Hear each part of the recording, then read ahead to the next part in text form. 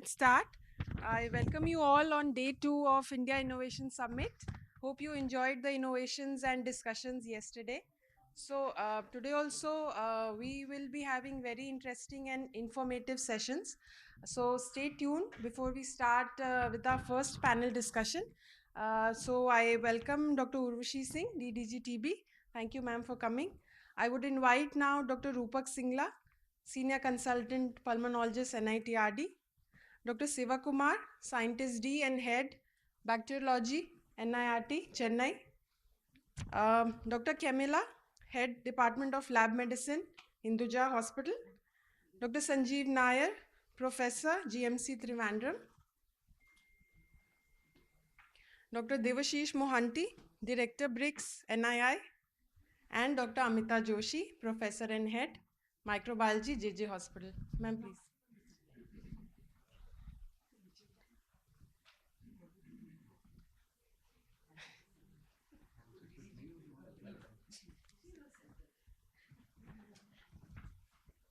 To moderate the session, I would invite Dr. Uma Devi, NIRT.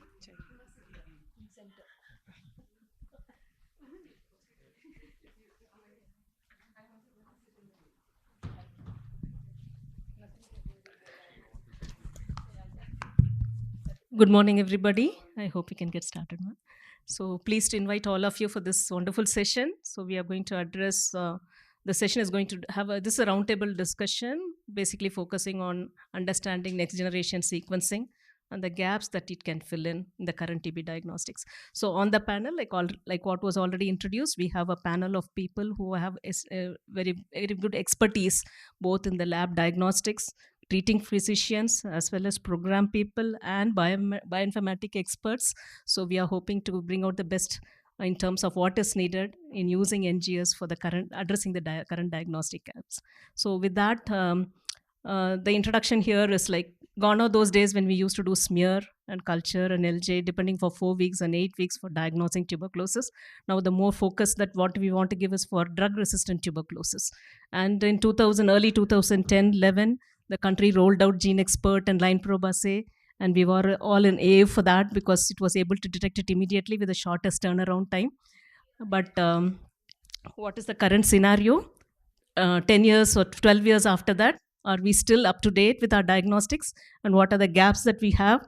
And with the new regimens coming in, what is the current need? And as a lab person, a person who has decades of experience in doing TB diagnostics, I would ask Dr. Camilla to give a brief on what is missing in the labs.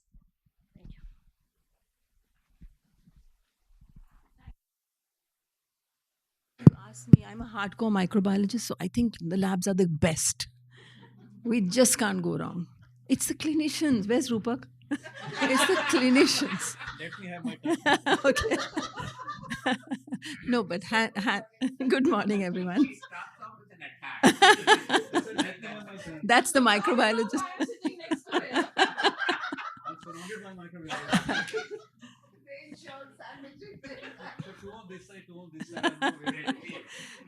Okay, friends. So lack of proper lab support is really not a matter of affordability. It's an underestimation of its importance. I think all of us have come to realize that. And let's be true, as Uma said, the game changer was in 2010 when we introduced CBNAT and TrueNAT. And whatever anyone says, they've really been, the screening molecular tools have actually revolutionized TB diagnosis. But they tell us the TB is there and they tell us about RIF. We are getting greedier as the days go on.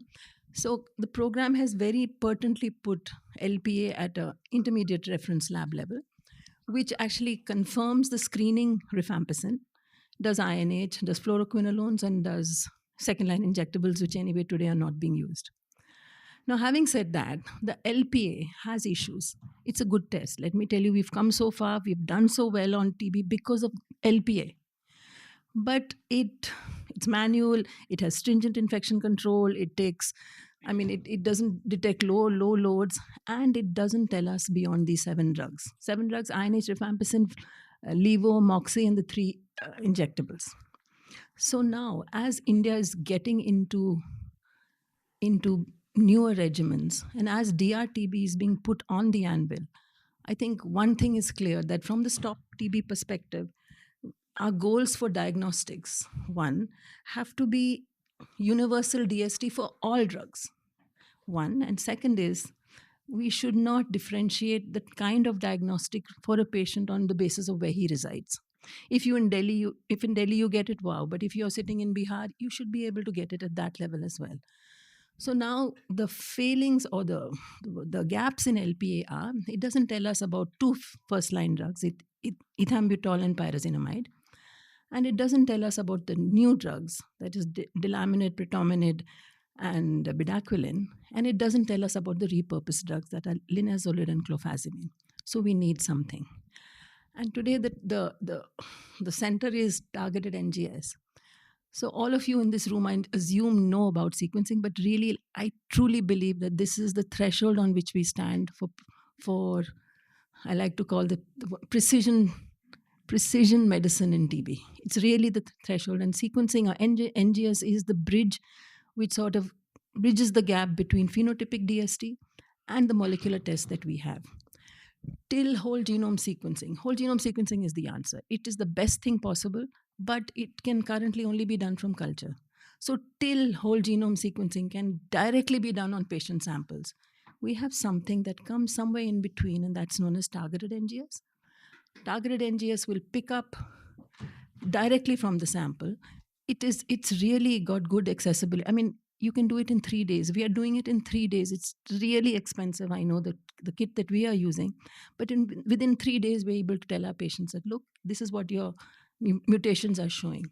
And the repertoire is much more. It can do 18 genes and tell us about 14 different drugs, 14 to 15 different drugs. Currently, the kit that we are using doesn't tell us about predominant.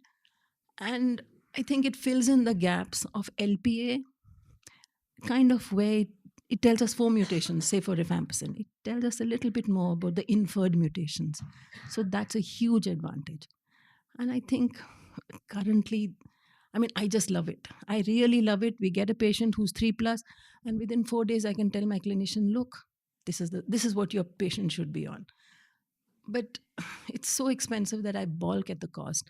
I balk at the skill and expertise that is needed for this test. It's clearly not plug and play. If a test has to succeed in India, it has to be plug and play. Why has CBNAT succeeded? So easy. So something like that we have to get to. But currently, I mean, I think it is a good test to be around.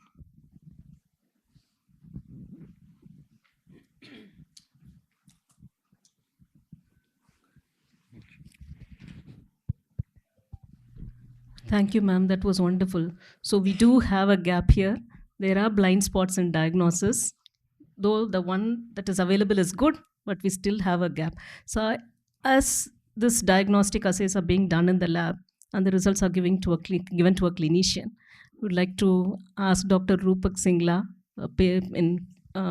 a physician who treats the clinical, does a clinical treatment and sees patients every day. What are the problems you face in terms of having these results and treating a patient? And how do you think this can be addressed for patient treatment and outcome? Good morning, all. You see, as Camilla already said, gone are the days when the clinicians, independently or working with the program, were happy with the DST patent against H, R, FQ, and injectables. Gone are those days. You see, today, all the regimens for MDR in the country, they have bedaquiline, they have linezolid, they have clofazimine, and of course, with the BPLM, predominant is also there. And if you have to make a regimen, you need the other drugs also. Number 2, you see, we have been using bedaquiline with or without linezolid for last 7-8 years now in the country. And we have reports, already I was talking to Camilla, in patients who have been exposed to bedaquiline, have not responded or failed, the resistance to bedaquiline can be to the tune of 10%, 15%, or even more. Let us take it as 10%, towards the lower side. So now we have BPLM regimen in the country, thanks to Dr. Urvashi. She said she will have it before 1st January 25, and we had it before 1st January 25. I think she deserves this, yes. So, and being rapidly scaled up. And one of the criteria for not giving BPLM is if person has been exposed to these drugs for more than a month, and then he reports to you, anybody more than 14 years of age today in the country with MDR is the standard of care is considered BPLM. So this person who has been exposed to bedaquiline or linezolid for more than 1 month, and of course we don't have the rapid DST today like TNGS, will not know the status, although they may be only 10%. So the 90% of the rest of the population will be denied 6-month regimen. Just imagine, just because we do not have a rapid test which can tell us whether this person is resistant to these drugs or not. The second part, in case we decide no, we can give it and wait for the culture DST to come. You see, in the field conditions, it takes 2 months to 3 months, sometimes more, to have the liquid culture DST available for these drugs, and very few labs can do it reliably against bedaquiline, delamirin. We have to accept this field reality. So in that case, suppose in these 10% you give empirically, waiting for the results, many of them are likely to fail. And if somebody on BPLM fails, it's a nightmare for the clinician to decide a regimen for this, which could be appropriate for him. At least I will run off. Bedaquiline is gone, the linezolid is gone, clofazimine is gone, moxi is gone. What regimen can I make? So you see, keeping these things in mind, I think it has to be there that we should have some rapid test for the DST against the newer drugs. Third category comes patients who have been put on the shorter regimen, 9 to 11 months, or longer regimen, and they are failing or have failed to this regimen. Again, in these conditions, the chances of of resistance against the newer drugs is quite high. And again, I have to make a regimen for them, empirical regimen, very well knowing that the actual result will take 2, 3, 4 months. And by that time, even this regimen which I have made will again be failing. So I think it goes without saying that we need the rapid test, maybe TNGS is one of them, upfront in the country today, looking at the type of regimen which we are using. Another area which we need to explore could be in extrapulmonary TB. Can it offer something for EPTB? Then for monitoring the treatment of the patients who are on this, these are the areas I think these are challenging for our microbiologists sitting on left and the right side of mine. So that also I request them to work in this direction also. But first priority will be the first two scenarios which I've already mentioned. Thank you. I've been told you have limited time, so I'll stop it here. Thank you. Thank you, sir, for that wonderful insights into how this basically affects patient treatment and management. And now we do understand there is a need for more improvement. And now the buzzword is the next generation sequencing. So Dr. Shivakumar from NIRT, heading the National Reference Laboratory and also handling a lot of validation studies that's going on in the upcoming innovations that's happening in NGS. Can you give us an insight briefly on what is NGS, what is WGS, what is targeted NGS? And we see a lot of clinicians as well as TB diagnostic people who are wanting to have this TNGS developed further to address the gaps for the newer drugs. What is the feasibility of doing it and where are we with that? Thank you. So I'll first introduce the next generation sequencing. I mean, earlier we had sequencing technologies which were used, but then it gave a single sequence for a particular gene or so. But then next generation sequencing is a multiple targeted or whole genome sequencing, and it does number of times so that the sensitivity of detecting a particular mutation increases. So basically now we have technology which is more sensitive in detecting a particular resistance. Now, looking at the gaps, what Dr. Camilla ma'am said and what Dr. Rupak Singla sir said in terms of drug resistance prediction, we have gene expert which will detect only RIF resistance. We have LPA which will answer only resistance to few drugs like isoniazid, rifampicin, fluoroquinolone as a group of drug, or aminoglycoside as well. But then we don't have any answer except for liquid culture, which takes quite a long time, which is around 42 days. But then it depends upon the growth, how soon you get. So the only answer we see is next generation sequencing, and to divide them, we have next generation sequencing technology for WGS, that is for doing whole genome sequencing, whereas next generation sequencing can also be used for targeted next generation sequencing. Now, whole genome sequencing has its own advantage. It gives you a complete picture of a particular genome, and it gives you all the drugs, possible drugs, as well as it gives you newer mutations which could be possible for a particular drug resistance testing. Uh, it also gives you about transmission dynamics, but then the disadvantage is we need culture for it, and technologies are still under development which could lead to a point where we can directly do a sequencing from sputum for whole genome sequencing. So whole genome sequencing is the answer, but then we have to wait till we get an answer to whole genome from the sputum sample. So the present technology which is available is targeted next generation sequencing, wherein we target what are the whichever gene has been reported to have mutation, and you sequence them and get it. So the advantage of these two over the other methods which are available is, one, it can find mutations in other regions as other places except the hotspots which is defined by line probe assay or rifampicin. That is one advantage. Another advantage is these methods can also see whether it's a single infection or a mixed infection, hetero resistance. Some you have resistant strains as well as sensitive strains. It can quantify sometimes how much of resistance is there. Next thing, clinicians also come to us and say that I have treated this patient. He had MDR. I have treated this patient, but he's not responding. Then we if we test them and see, he might grow MTB plus some non-tuberculosis mycobacterium. So identification of this is also not possible with the present methodology.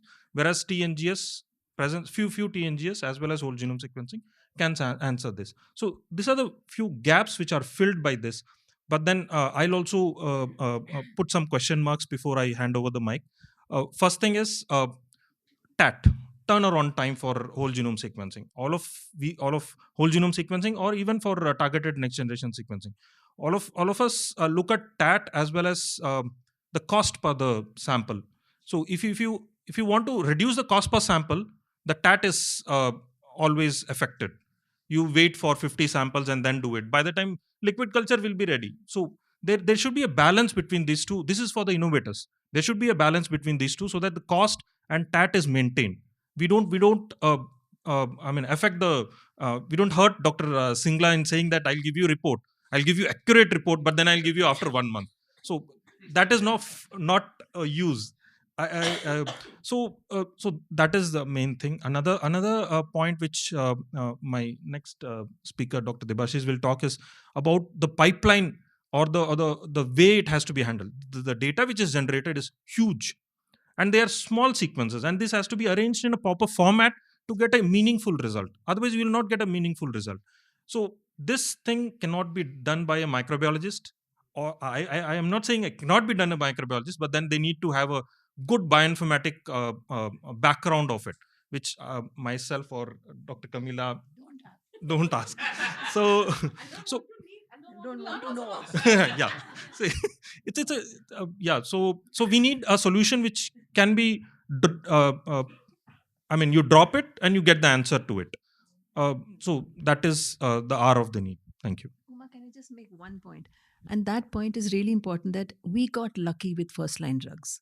With first line drugs, INH and RIF, we had the mutations. They correlated perfectly with phenotypic DST.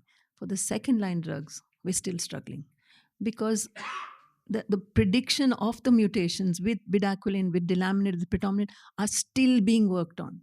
So it will reach there, Rupak, but give us some time. We'll meet again after 1 year.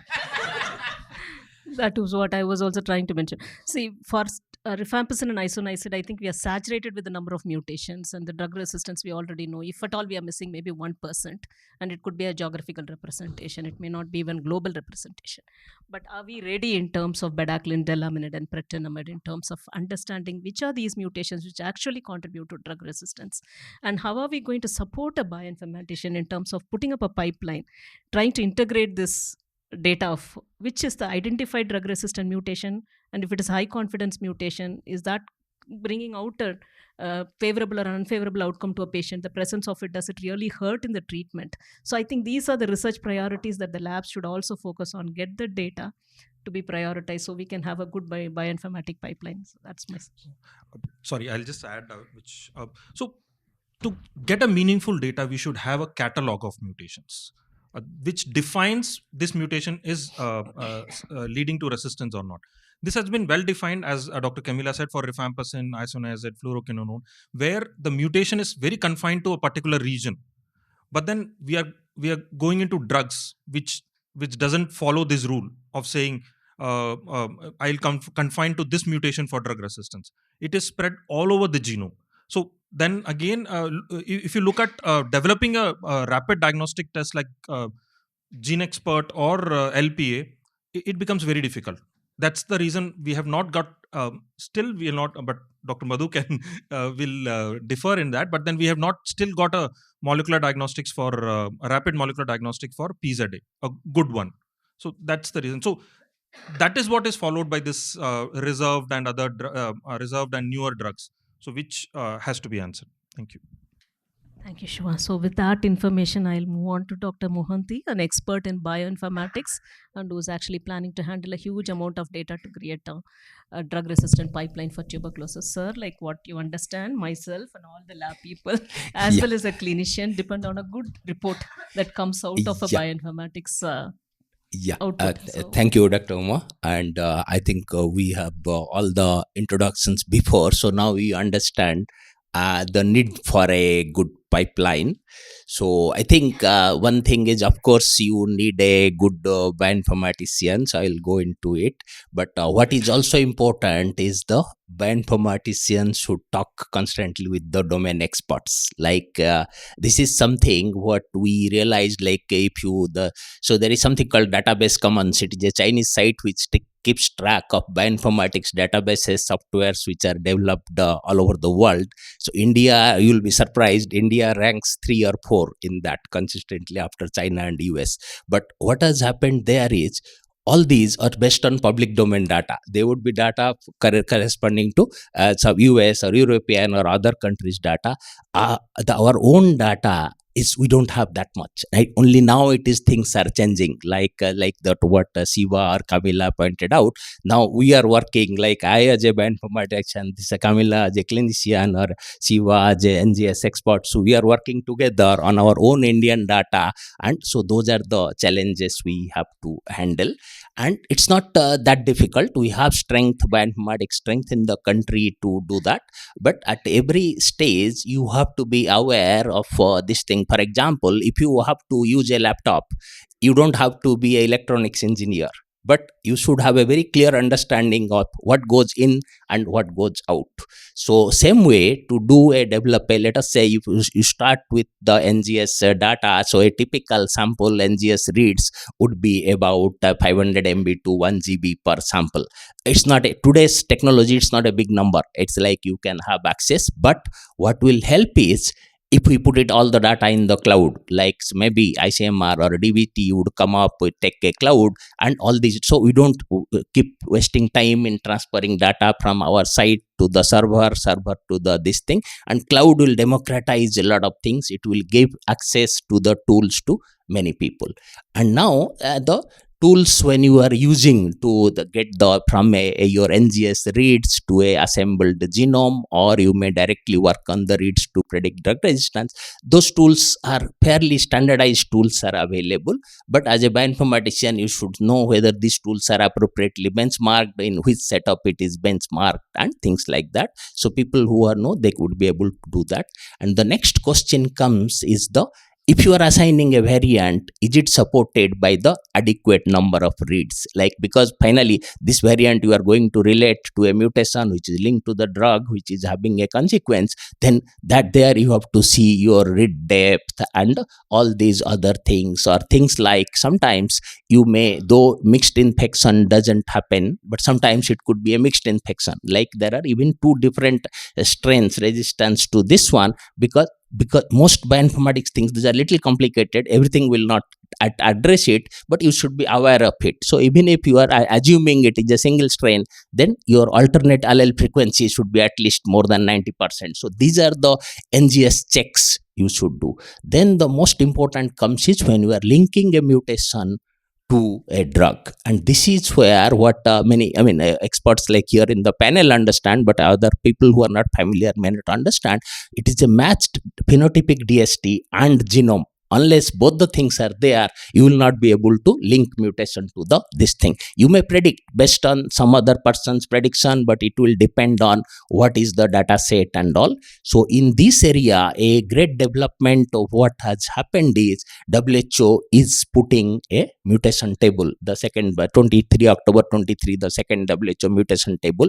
It is backed by almost 50,000 genomes, which are backed by the phenotypic DST. So it is a really gold standard you can take for this, and many of the data from India also have been contributed.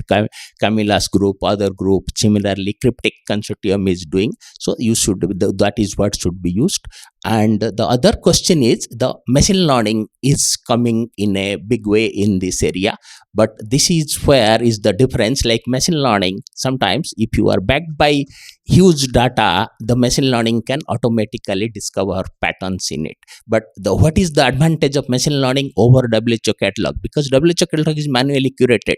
They had the last catalog in 2023, but to get the next catalog, it will take time. So with machine learning, what can happen is, as the data is automatically accumulating in real time, you can do a machine learning based analysis and come up with mutations which machine learning predicts are linked to the resistance. So this is, though this is an advantage, many of these machine learning based tools should be benchmarked first with. There are works coming in this area. Some are from our group, some are from the NTGS consortium, some are from the Mahabharat group.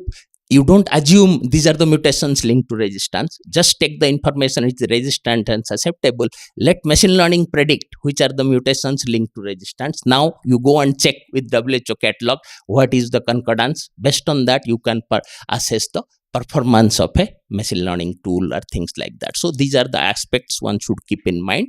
And the other things is the user friendliness of a bioinformatics tool for this one. See, let us say somebody who is doing in high volume, like let us say the SMR or DBT is working with some 100,000 TB genomes or something. So you need to do it in a high throughput way, whereas a person has to be familiar with it. But you got a sequence done, and as a clinician, you want to see what are the mutations and is it supported. So those are the type of tool. There are many web-based tools are being advertised if you just develop.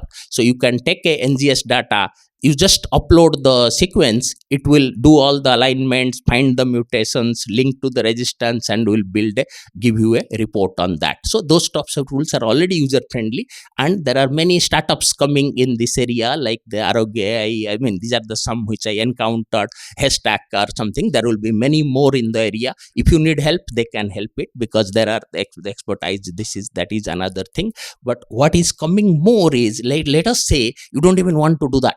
You want to, like, after few days, probably nobody would like to go to a website and click. You want to do it from your mobile, or you want to ask in the way you ask ChatGPT for this. And that is also going to happen in 4 to 5 years from now, what is called the agentic AI. So you are developing AI based agents, and these are where it is very easy to do these things. All these things are already happening, like things like RAG, LLM, all these coming. But of course, these tools have to be benchmarked, validated. The day is not far. You will ask these questions: is this mutation linked to the resistance? In which other sample this mutation is there? Find out. You can just put it like a question to ChatGPT, and it would be possible to tell that yes, this mutation was there in this sample, this mutation was present in this country, this many frequency, because those are the ones coming from all standard tools, and it is not very difficult with the large language model and the RAGs and all. It is not difficult to automate it. So in future, I think future is bright for both the sides. There is a lot of scope for very doing high-end bioinformatics, new mutation. And one more aspect I'll just start quickly is all these mutations, apart from diagnostics, it is going to give you also mechanistic insights for the laboratory to work on. Sometimes you encountered a sample, it is resistant to isoniazid, there is no mutations in CAT-G or INHA. But what could be happening is some mutation is on the non-coding region or a transcription factor. It is reducing the expression of CAT-G, and that is why this drug is not working. So these are the type of things can come up, and with the and increasing use of machine learning or other types of bioinformatics tools. Thank you very much, sir, for your insightful discussion on this. So what we understand is if we get a good genomic phenotypic correlation of mutations and pass on the best ones, the most high confidence ones to a bioinformatician, so I think he will be able to develop a bioinformatics pipeline, which is all both microbiologist friendly as well as a clinician friendly, to give a useful report. So, which is possible, and I think it is a research area that is still to be prioritized and to be tested or added based on the genomic phenotype genotype correlations. So that is my understanding.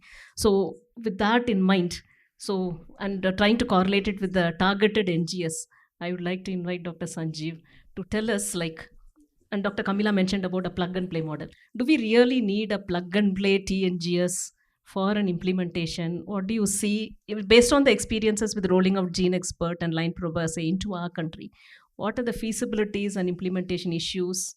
Do we really need one at a point of care center, or do we have to go for a tertiary care center to have this one-stop shop for all drug resistance? What kind of, there are many innovators in the audience. What do you think is a model that we need to develop here? Thank you, madam. Dr. Ma has taken me out of my comfort zone. I am a clinician, basically like Dr. Singla, but I am actually answering on something else.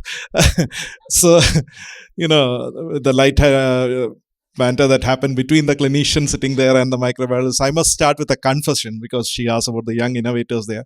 So this was way back in 2007, so I was making a decision on behalf of the Operational Research Committee of the RNTCP in my state, and somebody had come with a proposal of a line probe assay.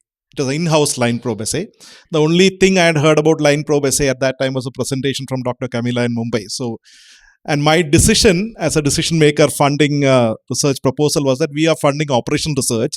This is a kind of basic science research and it is unlikely to have any future in the program. So we sort of rejected that research, And then after 1 year, we were depending fully on first line probe assay. And since then, I've been kicking myself I still can't understand how I made a decision like that. So the point I'm making is that right now, the question that Madam asked, the answer probably is based on the current kind of tests we have and the current application that so right now my use of sequencing, it's basically whole genome sequencing, is limited to the samples that I send to Dr. Siva, and he's happy to help us out. It gives us certain information. Having seen that, we have these difficult treat clinics in the state level where the difficult cases are discussed. But when the doctors down to the periphery, when they see that I'm sending samples to Dr. Siva, every doctor treating TB wants to send all their samples to Dr. Siva. Now, if that happens, you're going to he's going to kick out our samples, and that is what is going to happen. Now, Dr. Singla was bringing out his wish list on where, probably the test could be placed. And most of the discussion was in terms of can it replace line probe assay. Now, when we think of line probe assay, if you include what Dr. Singla was saying, including extrapulmonary TB, I don't know how much we can really apply that. But then we are talking of 25 lakh cases, 2.5 million samples to be tested. Now, if a solution is provided where we are actually going to use it in India for 2.5 million cases, then obviously the current kind of testing which is done at our 5 centers or 6 centers in the program or the private providers may not be enough to cover for that. So I totally agree with you. Then we need a solution which is one-shot solution is going to diagnose TB as well.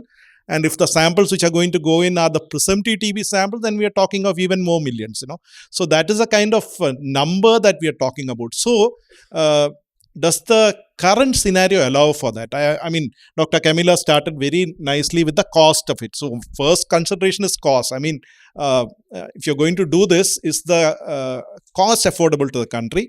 If it is affordable, then you think in terms of what kind of samples can be taken up. As a clinician, my wish list would be that, all my clinical samples go into it and then I get all the resistance patterns. So is there a solution like that? And this innovation workshop, innovators have surprised us with solutions which we thought would not be possible. Many of the things, I've been in TB for 30 years. So 30 years back, things which I thought are not possible in India are happening in India and are happening so well in terms of diagnostics or regimes. And in fact, fortunately for the innovators, we have DDG-TB who knows in and out about diagnostics and innovations and who's very supportive for all those newer things that come in. So it's a bright time. And as end users, we are looking forward towards getting those solutions. Maybe a single shot, a smaller platform, a cheaper platform would be welcome. Having said that, if you have a solution like that, where do we place it? Right now the NRLs and the national reference labs are providing it. The intermediate reference lab at state level are looking forward to providing some kind of sequencing information. But even a state level reference lab may not be able to handle the workload we have. So maybe then would you decentralize to district level? Then you think in terms of the training needs, in terms of the bioinformatics needs, because the whole exciting thing about sequencing when it came for the first time was the fact that the person who was discussing that with me was a MTech engineer. It was not a doctor. And at that time, my son was doing his master's at IIT Madras in data sciences. So I was also very excited about the whole thing. So here you have engineers, data scientists, all kind of a team working together. So as you keep decentralizing down to district level, can you take it down to sub-district levels? At that point, what is the training need? We have seen that some very good technology, which works very well at the best labs in India, when you take it down lower and lower down, often that technology does not perform to that extent, to that well as. So the solution should be robust enough that if you take it down further down, it still works well at the lower level when you don't have a full-fledged microbiologist supporting the system. Maybe a lab technician or a technical staff alone can handle. So the wish list is long. I totally with you on this. We would be extremely happy as an end user if the innovators provide us with a solution which can be taken on down to maybe even the sub-district level where our samples can be handled. The information is given in such a way that, like Dr. Singla said, it helps to better patient care. So at the end of the day, we want better patient care at an affordable cost to the system and to the patients. Just one more point, if I just add, having said that, a few, I've exceeded time, so I'll stop that. Yeah, I'll stop with that. No, the fact, because DDG madam is here, while we are talking of solutions, there are providers in India and people are actually approaching those providers. In the private sector, particularly the private sector is reaching out to providers who provide, and at present we are finding that some of those results are contradictory. And in fact, we find that the tests available in the program often give us better information than the commercial providers, whatever getting from the commercial providers. So again, the quality control and how we actually ensure that the providers give us a good results is extremely important. With that, I'll stop. Thank you. Thank you, Dr. Sanjeev, for taking me to the next person, Dr. Ameeta, who has been doing a lot of NABL accreditations for the program. The labs have been accredited, so we can continue there, the EQA as well as the needs, the research and priorities that we need to focus on that comes out of NGS. Let me first be clear. I call myself a pure diagnostic lab, not a research lab. And therefore, I will talk like a clinical microbiologist. What we expect from the innovators over here is a system, like ma'am said, plug and play. Even the commercial available presently in India is not a plug and play, which was very clearly said. There are issues with that. So if innovators are there, first, I would like to see that you have a system which can address not only sputum, but also extrapulmonary. And when you're addressing that also, you need to be very clear to the end user what is the limitation in the sputum also. Because when we worked with the commercial, we realized we did not get results with 1+, scanty or a negative sputum. We did not get any results with an extrapulmonary. So when you're introducing in the program and telling us any sample will do, we also are worried, because if you don't have quality checks, and you need to put in your SOP checks also when you are doing, that is the first thing, all samples. So you try to develop a kit, all samples. And if you're only doing on sputum, be very clear with that. Because like I said, I don't say I'm a research lab. I'm not going to do that research now. You should have done that and come to me now. Okay, this is the sample, which is your start point. And once any of us who are doing the sequencing, when we start, even if it is from a culture, we want to be sure how much is my DNA, how pure is that, and then we proceed towards the sequencing. So if you tell me, no, it is not required, I even doubt what have you made and what kit are you giving to me. So as innovators, quality has to be put in, because even the kits which we are going to use for sequencing cost money. After 3 and 4 days, if I see I have no result, I don't know where I have to do troubleshoot. Was it my start point DNA which fell faulty? Was it somewhere in the process my quality was not good? Because you didn't put those checks over there. So I have great faith in Indian system and in the great kits, because we did wonders during COVID. And I was purchasing for Maharashtra kits, and I was solely responsible for that. And not a single kit for my innovator, because every kit which came, we did quality check before we threw it into the depots and threw it into the labs. So we were sure what you were giving us. The same surety should come when you come. This is my TNGS kit, and it will give you total solution. That is very, very important with quality checks. So we also understand what you're saying, and we don't fall flat on whatever is there. Next, as Camilla said, even the present kit does not address the delaminate, does not address the pretenamide. And we know we have our own catalogs. One, and I think the second one also is there, which was released, the Indian mutation catalog, which tells what is our case and what is, because all that is developed vis-a-vis with phenotypic. We do that exercise, we help our supranational lab to generate the data over there. So you have Indian data. So when you're identifying the genes, try to do all the genes which are there. Even bedaquiline, only one gene is there in that commercial kit. And we know there are many more genes which are said to be related with the, not definite, but they have, if there is mutation, it is associated with resistance. So we expect you to even introduce those particular things there. And what we expect further, I think it may be a too visual thinking, something where we have markers also for follow-up. And whether he's responding to therapy, that is important. Because presently none of that talks over there. We only rely on culture, which we know takes a longer period of time. So some marker which indicates there is a live bacilli, which indicates that that person is not responding. So I can immediately move on. So this is my wish list based upon our this as a take as a clinical lab. Whole genome also we have done. We have worked with the commercial kit. We have published both the data. But like I said, none of them are plug and play. It is, and therefore, Dr. Nair, we cannot place it at the district level. When I have problem at the tertiary level, deciding whether I'm right or wrong, my start point. So I can't even think for the next 1 year that it will go to that level. Even Camilla will agree, we struggle for the DNA. Even if it is 2+ and all, we were very confident because that is what I said. But we had to rely for the culture. And then after the culture also, it's not that a culture, there also we quantify. So the starting point, to bring down the cost doesn't mean that this step will be missed out, because there is an X amount of money goes in, even for my quantification and my purification. So just to come down on the cost, to say that I am cheap, I'm giving you a solution, but at the cost of quality, I think will not be accepted if we want to stand by the TNGS of Make in India. So that is just my humble plea, I will say. Thank you, ma'am, for stressing the point of a good quality TNGS that is required.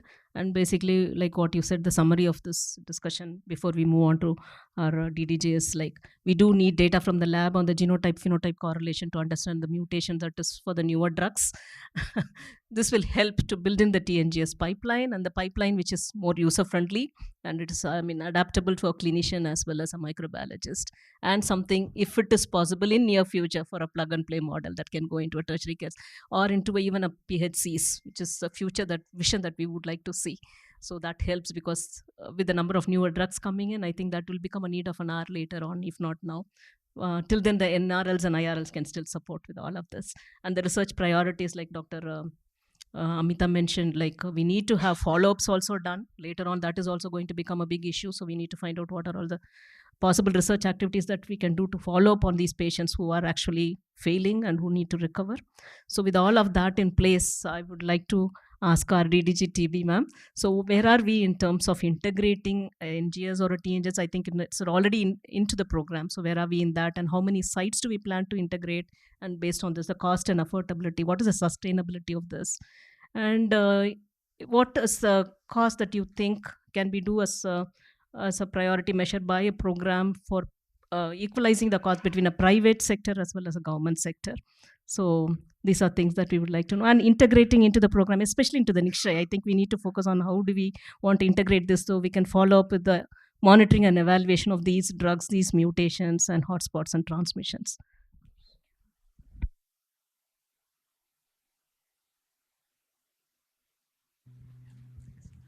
So let me take you back about 15 years. So we said 2011 we got the gene expert in the country.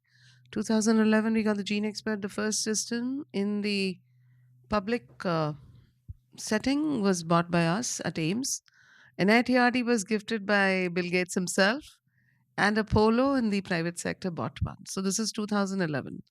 And we did not stop with that. We ensured that we bought machines. I mean, in my role as professor at AIMS, we were supporting the program, the gene experts were procured, specifications drafted, and so on. So the effort started early on.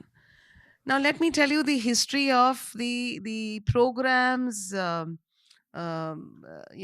drive even then, because we had wonderful experts leading. I remember when Dr. Siva was additional DG, I was supporting in like I said in my previous role to lay down specifications, and I'm actually so delighted to have this wonderful panel here who've actually spent their most of their adult life serving the patients, and you can look at the passion that they still carry. So and this is why I think it's the strengths that I have on my right and my left that I believe we are doing well under the program, and like I said, I honor the predecessors who worked very hard.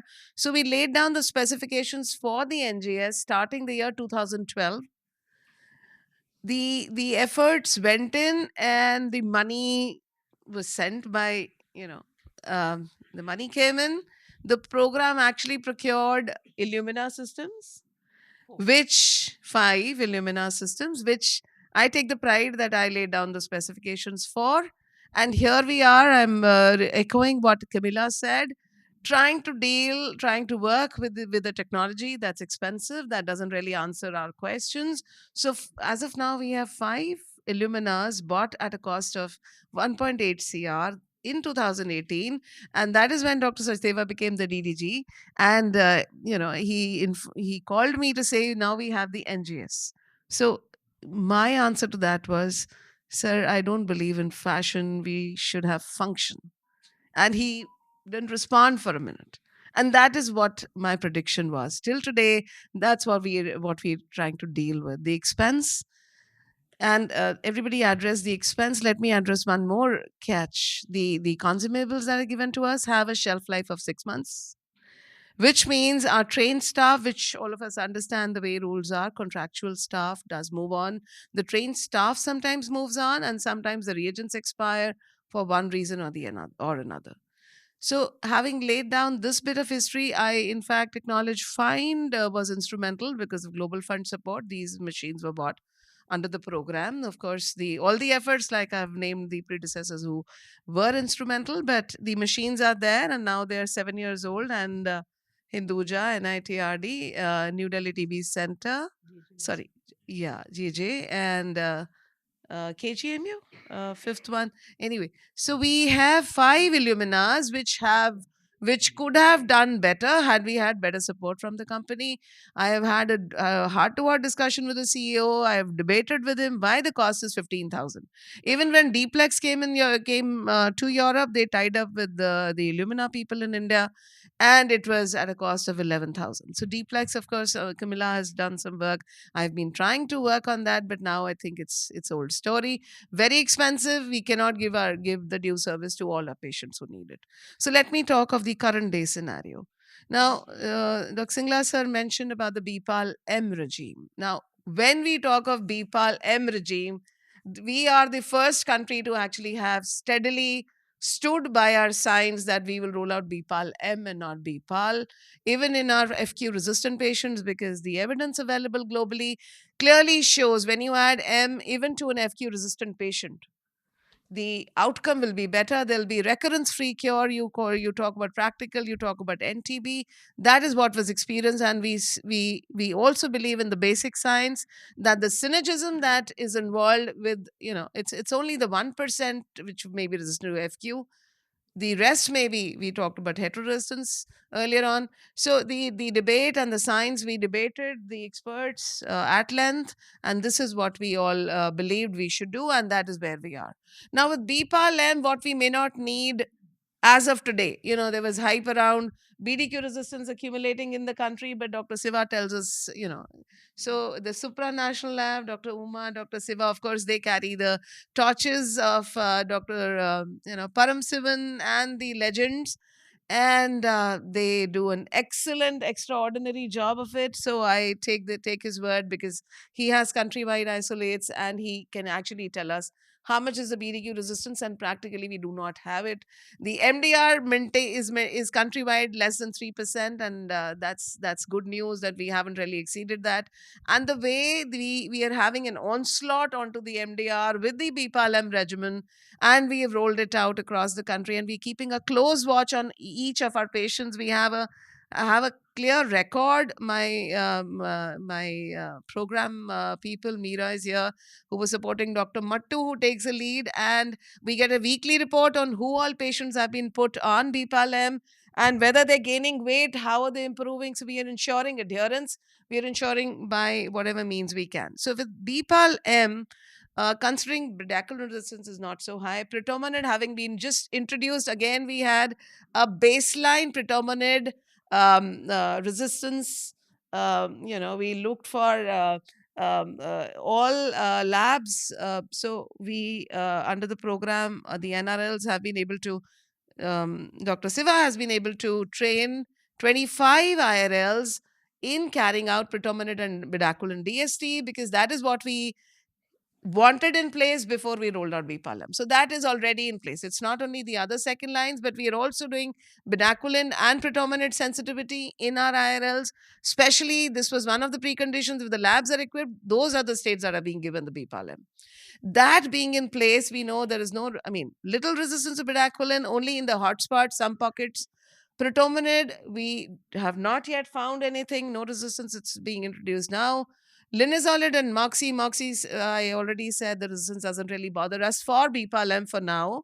But what we are doing, I'm just coming to that shortly. My point being, we have equipped all our labs that do culture DST, a significant proportion, which will be actually dealing with the MDR-TB patients, for doing BPAL-M DST. And that will obviously be shared with the physicians. And in fact, I've made this a very strong condition. All patient samples at the baseline go to these labs. Culture DST is done well in time. That addresses your question, sir. EPTB will grow the culture, we'll do. So now coming on to what we're doing about the molecular. So targeted NGS is what we decided to roll out on for our BPAL-M patients. And we have our centers of excellence. The 5 centers of excellence are already doing it. This was again, till such time that our NTEG approved and we adopted it under the program. We did it as an implementation research. So our 5 COEs are already doing it. Targeted NGS versus whole genome, and there's been a discussion. So what we're doing is we are not taking any commercial kit. We are adding on genes. So whatever is available, WHO catalog, our own catalog, we are adding that on to the commercial kits available to us. And so like I said, 5 COEs are doing it as of today. We brought down the costs because we wanted something that is, that the program will adopt, the government will adopt. So we have close to 60,000 patients on an average. Last year was, so let me take an average of 60,000 MDR-TB patients across the country notified on NICSHare. And we plan to offer all of them targeted NGS. So we have all the answers Dr. Singla sir, Dr. Nair wanted. And but till such time we can offer it to all, it'll take some time rolling it out across the country, maybe another 2-3 months. we'll be able to get there. But like I said, our COEs are doing it. For now, all the patients that are being initiated on BPAL-M, those samples are being sent to our COEs, and this is being facilitated. Soon the country will be equipped. Like I said, phenotypic DST within no time, within a matter of 2 months, these 25 labs are equipped. They're already sending data, sharing strains, EQA is in place with the supranational lab. Now, the other things I wanted to talk to you about was what Dr. Nair raised, that taking care of our DES rift-sensitive TB patients, there's a very clear plan in place. 2014, we started the TrueNAT validation study. By 2018, the program had adopted. We have close to 8,540 systems of NAT, GeneXpert and TrueNAT across the country. Now, PathoDetect has been recommended, which offers us RIF and H, which is cannot go beyond the district. Will have to be kept at the IRL or maximum at the district hospital or the district level labs, which we will place soon.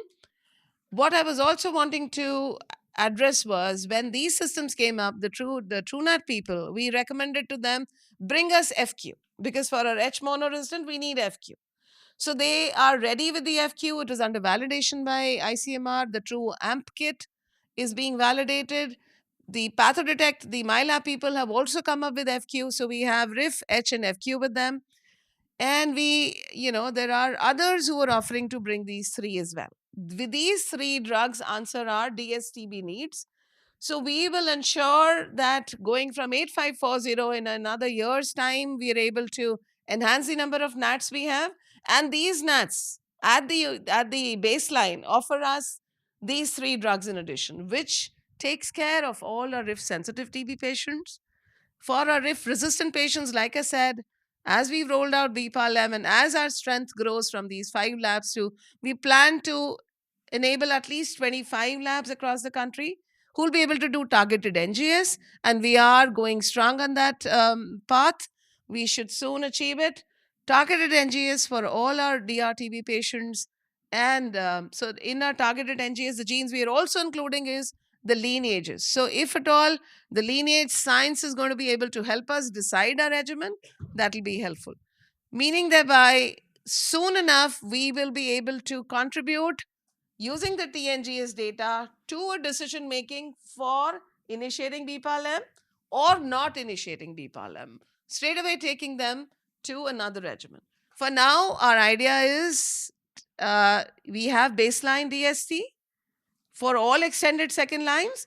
So in case the patient is not, which is a very minuscule percentage, in case the patient needs to be put on another regimen, we already have the answers. In case the patient sample does not grow while he's on treatment during the therapy, we have the baseline answer. Of course, we can always try and grow the sample again, which is again part of the protocol. While the patient is on follow-up on therapy, we will do cultures during the treatment. So those cultures may also be used as we go forward, but then the baseline is in place. We have something to fall back on. And of course, as we are streamlining, making the regimens also stronger, we are open to new regimens, we are open to other shorter regimens. But before we implement, we would like to ensure recurrence-free cure, the numbers in the population in our country. We do not want to miss a patient who gets recurrent TB and we don't pick up the recurrence, So we want a regimen, we want to ensure, this was the basic premise for us to ensure BPAL-M and not BPAL. We do not want to face any failure of any kind. Recurrence is something that really bothers us. The patient may not suspect it, the program may miss it.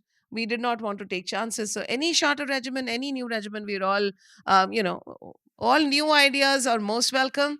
But then we want to be sure as to what we are taking. We'll have in-country studies, we'll have validations, we'll have PK/PD in place. So this is another thing I must add. Along with the BPAL-M, we've also rolled out FDA staining while on treatment in case the patient sample fails to grow. We have the fluorescein diastase staining, which will tell us live from dead bacteria. So we know how was the response of the patient to the BPAL-M. And also the PK/PD. A few sites are offering as of now. We're also looking at the drug levels in these patients For now, I think 3 sites are ready to do it, 3 sites are doing it. But going forward, we'll cover the whole country to offer PKPD to at least the MDR-TB patients, so we know what is the drug levels. We face this issue in drug-sensitive TB. Few publications have been made, few more work is ongoing, where we tailor our treatment based on the drug levels. And so that is how we'd like to move forward with all technologies, of course. The other experts have dealt with the bioinformatics, the issues with the whole genome, with NGS. I hope I have addressed most of the Yes, ma'am. points. Most If of it there's is done. any left, most welcome. So, just to conclude, I want to say thanks to everybody, all the panelists, and we really thankfully appreciate the time and effort taken by each of you for this. And before we run out, so we do recognize TNGS is a need, and program is also adapting to it and creating data that is required. And we do have research priorities and program needs that came out of this discussion. Hope this was helpful. Thank you very much. As a token of appreciation, I request Dr. Uma to please present the mementos to our esteemed guests.